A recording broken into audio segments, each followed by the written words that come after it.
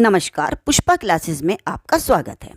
आज हम इस वीडियो में बात करेंगे कक्षा 8th सब्जेक्ट हिंदी, बुक वसंत, चैप्टर 2।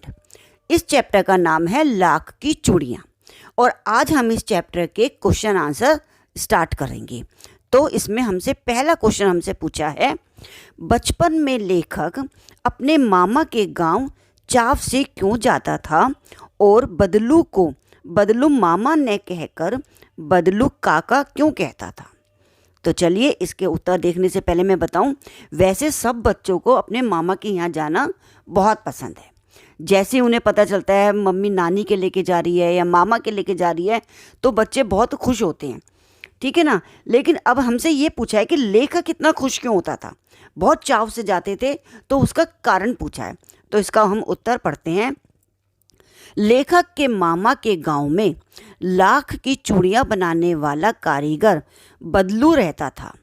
वहाँ लेखक को ढेर सारी लाख की रंग बिरंगी गोलियां देता था, इसलिए लेखक अपने मामा के गांव चाव से जाता था। यानी कि वहाँ पे लाख की चूड़ियाँ बनाने के कारीगर थे, तो जब वो जाता था छोटा बच्चा तो उसको रंग बिरंगी लाख की जो छोटी छोटी गोलियाँ होती हैं वो उनको देते थे खेलने के लिए। इसी लालच में और इसी शौक को पूरा करने के लिए जो लेखक हैं वो अपने मामा के गांव जाना उन्हें बहुत पसंद था।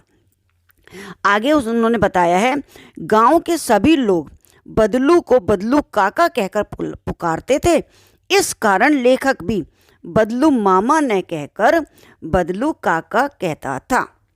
यानी कि आपने देखा होगा, हम जो भी किसी को ऐसे नाम से पुकारते हैं सभी लोग, तो अधिकतर सभी मतलब उसका एक नाम पड़ जाता है कि बदलू काका, जैसे इसमें पड़ गया तो वो उसके रिश्ते में तो मामा लगते थे, लेकिन वो सभी को देखा देखी, वो एक तो लेखक बच्चा भी थे उस समय, सबकी देखा देखी वो बदलू काका बोलते थे, तो सब उनको देखकर वो भी उनको बदलू मामा न बोलकर बदलू काका ही बोलते थे।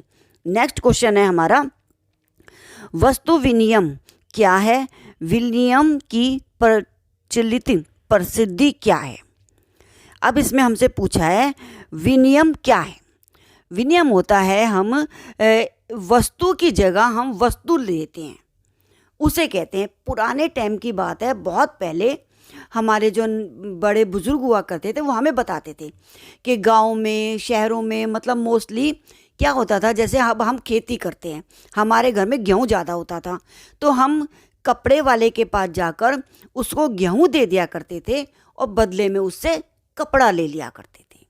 अब जो कपड़े वाला होता था उसको अनाज की ज़रूरत होती थी तो वो अपना कपड़ा आगे पास कर दिया करता था उन जिनके पास अनाज होता था, और वो उनसे अपना अनाज उठा लिया करता था।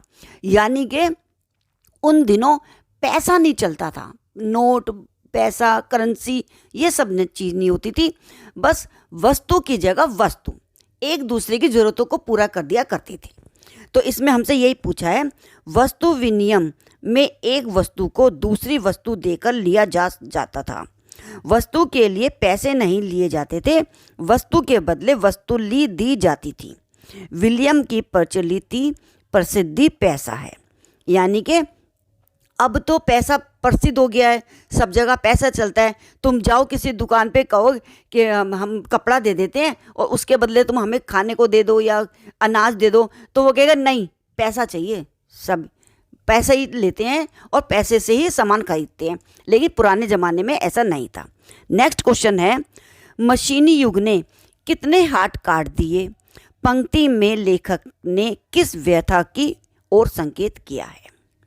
जैसे कि एक मशीनी युग है, सभी काम मशीनों से होते हैं, तो जो हाथ के कारीगर हैं या हाथ से काम करने वाले लोग हैं उनकी एक तरीके से दुर्दशा होती जा रही है, क्योंकि जो मशीन है वो घंटों का काम मिनटों में कर देती है। इसलिए सभी लोगों को एक तरीके से मशीनों से काम लेना ज़्यादा पसंद आता है। तो इसमें हमें उत्तर में यही बता रहे हैं, लेखक ने उन कारीगरों की तरफ संकेत किया है जो हाथ से बनी वस्तुओं से अपना जीवन यापन करते हैं। आज के मशीनी युग ने इन कारीगरों के हाथ काटकर मानो उनकी रोटी ही छीन ली। कहने का अभिप्राय है, मान लो कोई हाथ का कारीगर है, वो कोई चीज़ हाथ से बनाता है और उसकी जगह हम मशीन ले आते हैं। मशीन तेज़ काम भी करती है, लेकिन उस मशीन के आने से कितने लोग बेरोज़गार हो जाते हैं, जिनकी पीढ़ियाँ ही पीढ़ियाँ उस काम को करती आ रही हैं। उन्होंने कुछ और सीखने की ज़रूरत ही नहीं महसूस करी कि पूरा परिवार उसी काम में लगा हुआ है। लेकिन मशीनी युग में बहुत कारीगर, बहुत लोग जो हाथ से काम करते थे, हस्तलेखा जिसे कहते हैं, करने वाले लोग बहुत पीछे और पिछड़ते चले जा रहे हैं। ठीक है ना। आगे हम क्वेश्चन को आगे पढ़ते हैं। उन कारीगरों की रोजगार इन पैतृक काम धंधों से ही चलता था। उसके अलावा उन्होंने कभी कुछ नहीं सीखा था। वे पीढ़ी दर पीढ़ी अपनी इस कला को बढ़ाते चले आ रहे हैं और साथ में रोजी रोटी भी चला रहे हैं। परंतु मशीनी युग ने जहां उनकी रोजी रोटी पर वार किया है, वहीं दूसरी ओर इन बेशकीमती कलाओं का अंत भी किया है। ऐसी अनगिनत कलाएं हैं जो लुप्त हो अवस्था में हैं और इनको करने वाले कारीगर इस युग के अंधकार में खो रहे हैं। वही वो व्यथा है जो लेखक व्यक्त करना चाहता है। ऐसे कारीगर कला होने के पार भी बेकार हो गए हैं और उनकी रोजी खत्म हो गई है। मतलब आजकल सभी चीज़ इंपोर्टेड मशीन से बनी हुई चीज़ हम ज़्यादा पसंद कर रहे हैं। जो हाथ के कारीगर हैं, हाथ से कपड़ा बुनने वाले, हाथ से और भी बहुत सी चीज़ें होती हैं बनाने वाले, उनकी कदर धीरे धीरे, उनकी कला मतलब एक तरीके से लुप्त होती जा रही है, ख़त्म होती जा रही है। यही जो लेखक है वो हमें बताना चाह रहे हैं और अब तक इस व्यवस्था को अवगत करवाना चाह रहे हैं हमें।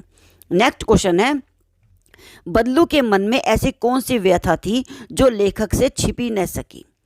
यानी कि उसके मन के अंदर कुछ ऐसे उधन धुन चल रही थी, मनी मन वो कुछ था तो लेखक से नहीं छुप पाई। वो ऐसी कौन सी बात थी।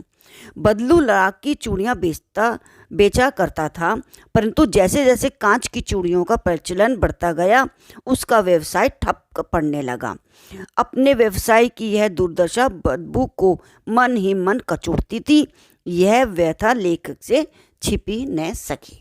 यानी कि वो बेचारा धीरे धीरे कांच की चूड़ी की वजह से बेरोजगार होता जा रहा था और उसके चेहरे पे टेंशन और फिक्र थी, लेकिन वो मुंह से तो नहीं बता रहा था लेखक जी को, लेकिन फिर भी वे उनकी व्यथा पहचान गए थे। नेक्स्ट क्वेश्चन है, मशीनी युग से बदलू के जीवन में क्या बदलाव आया। उसका उत्तर है, मशीनी युग से बदलू का व्यवसाय बंद हो गया। काम न करने से उसका शरीर भी ढल गया।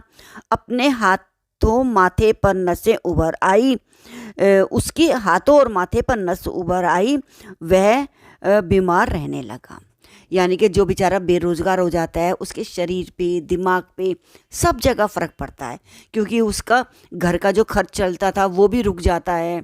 एक बेरोजगारी आ जाती है तो उसके शरीर पे भी उसकी बात की जो बदलू था, जब उसको रोज़गार उसका ठप हुआ तो उसका वो बीमार पड़ने लगा। उसको उसका स्वास्थ्य एकदम गिर गया। उसके हाथों की और गले की नसें भी दिखने लगी। आई होप आपको मेरा ये वीडियो पसंद आया होगा, तो प्लीज़ मेरे चैनल को सब्सक्राइब कीजिए और वीडियो देखने के लिए आपका बहुत बहुत धन्यवाद।